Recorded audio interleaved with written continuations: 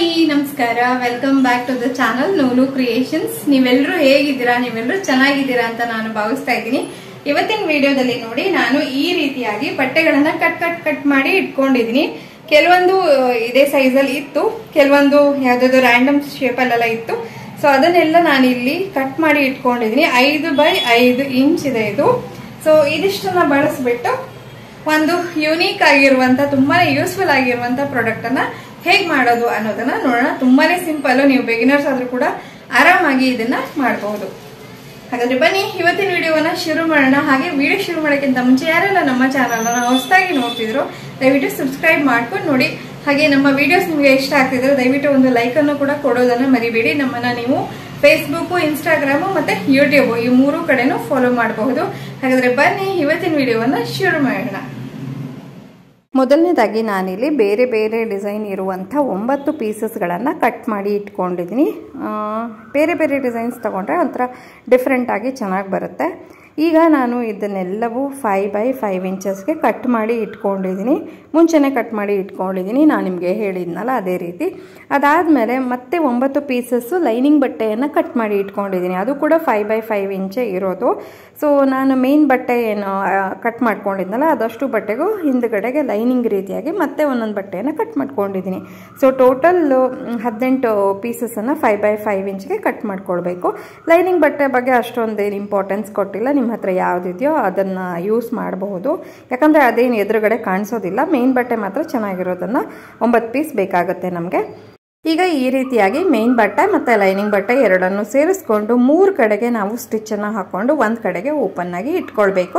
ನಾನು ಎಲ್ಲ ಲೈನಿಂಗ್ ಬಟ್ಟೆ ಮತ್ತು ಮೇನ್ ಬಟ್ಟೆಗಳನ್ನು ಸೆಟ್ ಮಾಡಿ ಮುಂಚೆನೇ ಇಟ್ಕೊಂಡೆ. ಅದಾದಮೇಲೆ ಇವಾಗ ಸ್ಟಿಚಿಂಗನ್ನು ನಿಮಗೆ ತೋರಿಸ್ತಾ ಇದ್ದೀನಿ. ಜಸ್ಟ್ ಏನಿಲ್ಲ, ನಾರ್ಮಲ್ 2 ಬಟ್ಟೆಗಳನ್ನು ಜೋಡಿಸ್ಬಿಟ್ಟು 3 ಕಡೆಗೆ ನಾನು ಸ್ಟಿಚ್ಚನ್ನು ಹಾಕ್ಕೊಳ್ಬೇಕು. ಹಾಗೆ ಒಂದು ಕಡೆ ಜಸ್ಟ್ ಹಂಗೆ ಓಪನ್ ಇಟ್ಕೊಳ್ಬೇಕು. ಅಷ್ಟೇ, ಸಿಂಪಲ್ಲಾಗಿ ಇದನ್ನು ಮಾಡ್ಕೊಳ್ಬಹುದು. ಇವಾಗ ನೋಡಿ, ನಾನು ಒಂದೊಂದೇ ಎಲ್ಲ 9 ಪೀಸ್ಗಳನ್ನು ರೆಡಿ ಮಾಡ್ಕೊಳ್ತೀನಿ. ಸೊ ಈ ರೀತಿಯಾಗಿ ಎಲ್ಲ ಪೀಸ್ಗಳನ್ನು ನಾನು 3 ಕಡೆಗೆ ಸ್ಟಿಚ್ಚನ್ನು ಹಾಕ್ಕೊಂಡು ರೆಡಿ ಮಾಡ್ಕೊಂಡಿದ್ದಾಯಿತು. ನೋಡಿ, ಈ ರೀತಿಯಾಗಿ ಬಂದಿದೆ. ಸೊ ಎಲ್ಲದಕ್ಕೂ ಅಷ್ಟೇ ಈ ರೀತಿಯಾಗಿ ಮೇಲ್ಗಡೆ ನಾನು ಒಂದಷ್ಟು ಸ್ಪೇಸು ಓಪನ್ ಬಿಟ್ಕೊಂಡಿದ್ದೀನಿ. ನೋಡಿ, ಎಲ್ಲದಕ್ಕೂ ಹಾಗೆ ಮಾಡ್ಕೊಂಡಿದ್ದೀನಿ. ನೆಕ್ಸ್ಟ್ ಏನು ಮಾಡ್ತೀನಿ ಅಂತಂದರೆ, ನಾನು ಸ್ಟಿಚಿಂಗ್ ಎಲ್ಲ ಮಾಡಿ ಉಳಿದಿರುವಂಥ ಒಂದಷ್ಟು ಬಟ್ಟೆಗಳನ್ನು ಕಲೆಕ್ಟ್ ಮಾಡಿ ಇಟ್ಕೊಳ್ತೀನಿ. ಅಂದರೆ ನನಗೆ ವೀಡಿಯೋಸ್ ಮಾಡೋದಿರುತ್ತಲ್ವ, ಹಾಗಾಗಿ ನಾನು ಯಾವುದನ್ನು ವೇಸ್ಟ್ ಅಂತ ಬಿಸಾಕಕ್ಕೆ ಹೋಗೋದು ತುಂಬಾ ಕಡಿಮೆ. ಸೊ ಈ ರೀತಿ ಕಲೆಕ್ಟ್ ಮಾಡಿರುವಂಥ ಎಲ್ಲ ಬಟ್ಟೆಗಳನ್ನು ಇನ್ನೊಂದು ಸ್ವಲ್ಪ ಚಿಕ್ಕದಾಗಿ ಮತ್ತೊಮ್ಮೆ ಕತ್ತರಿಸ್ಕೊಂಡೆ. ಅದಾದಮೇಲೆ ಅದನ್ನು ನೋಡಿ, ಈ ಪಾಕೆಟ್ಸ್ ಥರ ರೆಡಿ ಮಾಡ್ಕೊಂಡಿದ್ನಲ್ಲ ಸ್ಟಿಚ್ ಮಾಡಿಬಿಟ್ಟು ಎಲ್ಲ ಬಟ್ಟೆಗಳನ್ನು. ಸೊ ಅದರೊಳಗೆ ಈ ಥರ ಇದನ್ನು ತುಂಬಿಸ್ಕೊಳ್ತಾ ಇದ್ದೀನಿ. ಒಂದು ಪಿಲ್ಲೋ ರೀತಿಯಾಗಿ ರೆಡಿ ಮಾಡ್ಕೊಳ್ಬೇಕು. ನೋಡಿ, ಈ ಥರ ಅದಕ್ಕೆ ಎಷ್ಟು ಸಾಧ್ಯನೋ ಅಷ್ಟನ್ನು ಹಿಡಿಸಿದ್ರೆ ಆಯಿತು. ನಾನಿಲ್ಲಿ ನನ್ನ ಹತ್ರ ಹಳೆ ಬಟ್ಟೆಗಳು ಇದೆ, ಹಾಗಾಗಿ ಅದನ್ನೇ ಕಟ್ ಮಾಡಿ ಬಳಸ್ತಾ ಇದ್ದೀನಿ. ಮತ್ತು ಇದಕ್ಕೆ ಯಾವುದೇ ಖರ್ಚಿಲ್ಲ ಅಲ್ವಾ, ಹಾಗಾಗಿ ಇದು ಬಟ್ಟೆನೇ ಹಾಕಿ ತೋರಿಸ್ತಾ ಇದ್ದೀನಿ.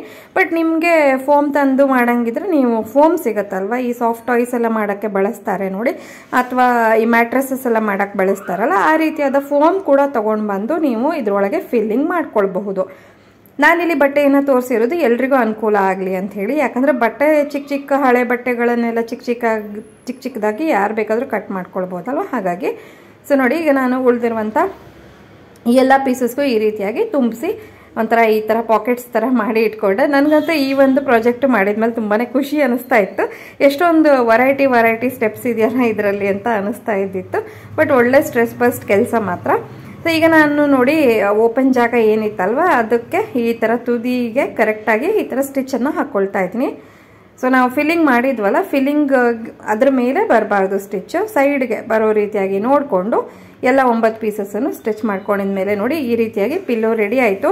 ಬಟ್ ಈ ಪಿಲ್ಲೋ ರೆಡಿ ಆದಮೇಲೆ ನನಗೊಂದು ಸಮಸ್ಯೆ ಉಂಟಾಯಿತು. ಏನು ಅಂದರೆ, ನನ್ನ ಮಗಳು ನನಗೆ 2 ಪಿಲ್ಲೋ ಬೇಕೇ ಬೇಕು ಅಂತ ಹಠ ಮಾಡೋಕ್ಕೆ ಸ್ಟಾರ್ಟ್ ಮಾಡಿದ್ಲು. ಅದು ತುಂಬ ಕ್ಯೂಟಾಗಿ ಕಾಣಿಸ್ತಿತ್ತಲ್ವ, ಅಮ್ಮ ನಂಗೆ 2 ಕೊಡು, 2 ಪಿಲ್ಲೋ ನನಗೆ ಕೊಡು, ಪುಟಾಣಿ ಪಿಲ್ಲೋಗಳು ಅಂತ ಹೇಳ್ತಾ ಇದ್ಲು. ಇಲ್ಲ, ನಾನು ನೆಕ್ಸ್ಟ್ ನಿಮಗೆ ಬೇರೆದಾದರೂ ಚೆನ್ನಾಗಿರೋದು ಮಾಡಿಕೊಡ್ತೀನಿ, ಇವಾಗ ನಾನು ವೀಡಿಯೋ ಮುಗಿಸ್ಕೊಂಡ್ಬಿಡ್ತೀನಿ ಅಂತ ಅವಳನ್ನು ಸಾಕು ಹಾಕಿದೆ. ಪಾಪ ಅವಳು ಓಕೆ ಅಂದ್ಲು. ಸೊ ಈಗ ನೆಕ್ಸ್ಟ್ ಅವಳಿಗೆ ಮಾಡಿಕೊಡ್ಬೇಕು, ಅದೊಂದು ಕೆಲಸ ಇದೆ ನನಗೆ. ಈಗ ನೋಡಿ, ಎಲ್ಲ ನನಗೆ ಹೇಗೆ ಬೇಕೋ ಡಿಸೈನ್ಸು ಆ ರೀತಿಯಾಗಿ ಅರೇಂಜ್ ಮಾಡಿಕೊಂಡು 3 ಒಂದು ಲೈನಾಗಿ ಮಾಡ್ಕೊಳ್ತಾ ಹೋಗ್ತೀನಿ. ನೋಡಿ, ಈ ರೀತಿಯಾಗಿ ನಿಮಗೆ ಯಾವ ಡಿಸೈನ್ ಬೇಕೋ, ಯಾವ ಚೆನ್ನಾಗಿ ಅನಿಸುತ್ತೋ ಆ ಥರ ಒಟ್ಟಿಗೆ ಅಕ್ಕಪಕ್ಕ ಇಟ್ಕೊಂಡು 3 ಪಿಲ್ಲೋಗಳಿದ್ದು ಒಂದು ಲೈನು.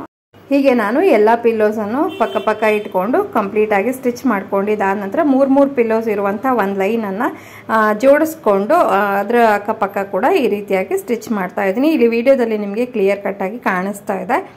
ಸೊ ಈಗ ಕಂಪ್ಲೀಟ್ 9 ಪಿಲ್ಲೋಗಳನ್ನು ಸ್ಟಿಚ್ ಮಾಡ್ಕೊಂಡಿದ್ದಾದ ನಂತರ ನೋಡಿ ಹೀಗೆ ಕಾಣಿಸ್ತಾ ಇದೆ. ಇದನ್ನು ಹೀಗೆ ಬಿಡೋಕ್ಕೆ ಸಾಧ್ಯ ಇಲ್ಲ. ಬ್ಯಾಕ್ ಪಾರ್ಟು ನೀವು ನೋಡಿದ್ರೆ ನಾವು ಜೋಡಿಸಿರ್ತೀವಲ್ವ, ಹಾಗಾಗಿ ಸ್ವಲ್ಪ ಮೆಸ್ಸಿಯಾಗಿ ಕಾಣಿಸ್ತಾ ಇದೆ. ಹಾಗಾಗಿ ನಾನೇನು ಮಾಡ್ತೀನಿ, ಈಗ ಇನ್ನೊಂದು ಬಟ್ಟೆಯನ್ನು ತೊಗೊಂಡಿದ್ದೀನಿ, ಸ್ವಲ್ಪ ದೊಡ್ಡ ಸೈಜ್ ಇರುವಂಥ ಬಟ್ಟೆಯನ್ನು ತೊಗೊಂಡಿದ್ದೀನಿ. ಅದಾದಮೇಲೆ ನನಗೆ ಇಲ್ಲಿ ಪೈಪಿಂಗ್ ಮಾಡೋ ಥರ ಮಾಡಿ ಫಿನಿಶ್ ಮಾಡೋಳಿದ್ದೀನಿ ನಾನು ಈ ಒಂದು ಮ್ಯಾಟನ್ನು. ಹಾಗಾಗಿ ಒಂದು 2 ಇಂಚ್ ಆಗುವಷ್ಟು ಜಾಸ್ತಿ ಬಟ್ಟೆಯನ್ನು ಸುತ್ತಲೂ ಇಟ್ಕೊಂಡು ಕಟ್ ಮಾಡಿಕೊಂಡೆ. ನಿಮಗೆ ಗೊತ್ತಾಯಿತು ಅಂತ ಅಂದ್ಕೊಳ್ತೀನಿ. ಅದಾದಮೇಲೆ ಈಗ ನಮಗೆ ಏನಾಗುತ್ತೆ, ಬ್ಯಾಕ್ ಪಾರ್ಟ್ಗೂ ಕವರೇಜ್ ಸಿಗುತ್ತೆ, ಹಾಗೆ ಪೈಪಿಂಗ್ ಕೂಡ ಮಾಡೋಕ್ಕೆ ಸಾಧ್ಯ ಆಗುತ್ತೆ.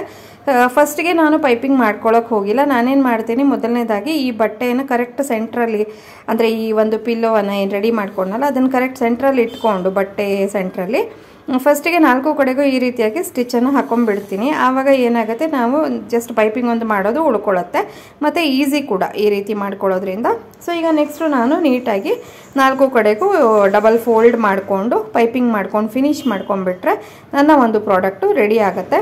ನಾನಿಲ್ಲಿ ಚಿಕ್ಕದ ಒಂದು ಪ್ರಾಡಕ್ಟನ್ನು ರೆಡಿ ಮಾಡಿ ತೋರಿಸಿದ್ದೀನಿ, ಲೈಕ್ 9 ಪಿಲ್ಲೋ ಹಾಕಿ ಮಾಡಿ ತೋರಿಸಿದ್ದೀನಲ್ವ. ಇದನ್ನೇ ನೀವು ನಿಮ್ಮ ಬೆಡ್ ಸೈಜಿಗೆಲ್ಲ ಬೇಕಾದರೂ ಮಾಡ್ಕೊಳ್ಬೋದು, ಪೇಷನ್ಸ್ ಬೇಕಷ್ಟೇ. ಆ ರೀತಿಯಾಗಿ ಮಾಡಿಕೊಂಡು ಇನ್ನೂ ದೊಡ್ಡ ದೊಡ್ಡ ಸೈಜಿನ ಒಂದು ಈ ಥರದ್ದು ಮ್ಯಾಟ್ರೆಸ್ಸು ಎಲ್ಲ ಮಾಡ್ಕೊಳ್ಬಹುದು. ನೋಡಿ ಈ ರೀತಿಯಾಗಿ ಕಂಪ್ಲೀಟಾಗಿ 4 ಕಡೆಗೂ ಈ ರೀತಿ ಪೈಪಿಂಗ್ ಮಾಡ್ಕೊಂಡು ಫಿನಿಶ್ ಮಾಡ್ಕೊಳ್ಳೋದ್ರಿಂದ ನಮಗೆ ಬ್ಯಾಕ್ ಸೈಡು ನೀಟಾಯಿತು, ಹಾಗೆ ಬಾರ್ಡರ್ಸ್ ಕೂಡ ನೀಟಾಯಿತು. ನೋಡಿ ಈಗ ಫೈನಲ್ ಲುಕ್ಕು ಈ ರೀತಿಯಾಗಿ ಬಂದಿದೆ. ಇನ್ನೂ ವೈಬ್ರೆಂಟ್ ಕಲರ್ಸ್ನೆಲ್ಲ ಹಾಕಿ ಮಾಡಿದಾಗ ಇನ್ನೂ ತುಂಬಾ ಚೆನ್ನಾಗಿ ಕಾಣಿಸುತ್ತೆ ಅಂದ್ಕೊಂಡೆ. ಸೊ ನೆಕ್ಸ್ಟ್ ಮತ್ತೆ ಯಾವಾಗಾದ್ರು ಇನ್ನೊಂದು ಸ್ವಲ್ಪ ದೊಡ್ಡ ಸೈಜಿನ ಅದು ಮಾಡಬೇಕು ಅಂತ ಇದೆ. ಮಾಡಿದಾಗಲಂತೂ ಖಂಡಿತ ವಿಡಿಯೋ ಮಾಡಿ ಪೋಸ್ಟ್ ಮಾಡ್ತೀನಿ, ನೀವೆಲ್ಲ ಕೂಡ ನೋಡ್ತೀರಾ, ನನಗೆ ಗೊತ್ತು. ಸೊ ಈಗ ಜಸ್ಟ್ ನಂದು ಸ್ಟಿಚಿಂಗ್ ಮುಗೀತು. ನೋಡಿ ಈ ರೀತಿಯಾದ ಒಂದು ಚೇರ್ ಮ್ಯಾಟು ರೆಡಿ ಆಗಿದೆ. ನೋಡಿ ಈ ತರ ಸಾಫ್ಟ್ ಕುಷನ್ ಕೂಡ ಬಂದಿದೆ, ಎಲ್ಲ ಕಡೆ ಕುಷನ್ ಇದೆ, ಸಾಫ್ಟ್ ಆಗಿದೆ. ನೋಡಿ ಜಸ್ಟ್ ಬಟ್ಟೆಗಳನ್ನ ಮಾತ್ರ ನೀವು ಬಳಸಿ, ಬೇಡದೇ ಇರುವಂತಹ ಬಟ್ಟೆಯನ್ನೇ ನೀವು ಒಳಗಡೆ ಕುಷನ್ ರೀತಿಯಾಗಿ ತುಂಬಿಬಿಟ್ಟು ಈ ರೀತಿಯಾದ ಕುಷನ್ ಮ್ಯಾಟ್ಸ್ ಗಳನ್ನ ಎಷ್ಟು ದೊಡ್ಡ ಸೈಜ್ ಬೇಕಾದ್ರೂ ಮಾಡ್ಕೊಳ್ಬಹುದು. ನೋಡಿ ಈ ರೀತಿಯಾಗಿ ರೆಡಿ ಆಗಿದೆ. ಸೊ ಇದಾಗಿತ್ತು ಇವತ್ತಿನ ವಿಡಿಯೋ. ಇವತ್ತಿನ ವಿಡಿಯೋ ನಿಮ್ಮೆಲ್ಲರಿಗೂ ಇಷ್ಟ ಆಯ್ತು ಅಂತ ನಾನು ಭಾವಿಸ್ತಾ ಇದ್ದೀನಿ. ಇಷ್ಟ ಆಗಿದ್ದಲ್ಲಿ ಪ್ಲೀಸ್ ಒಂದು ಲೈಕ್ ಕೊಡಿ, ಚಾನಲ್ಗೆ ಹೊಸಬರಾಗಿದ್ದರೆ ಸಬ್ಸ್ಕ್ರೈಬ್ ಮಾಡ್ಕೊಂಡು ನೋಡಿ, ಹಾಗೆ ಹೆಚ್ಚು ಜನಕ್ಕೆ ಶೇರ್ ಮಾಡಿ. ನಾನು ಸಿಗ್ತೀನಿ ಮತ್ತೊಂದು ಹೊಸ ವಿಡಿಯೋದೊಡನೆ, ಹೊಸ ಐಡಿಯಾದೊಡನೆ. ಅಲ್ಲಿವರೆಗೂ ಎಲ್ರಿಗೂ ಧನ್ಯವಾದಗಳು. Take care and bye.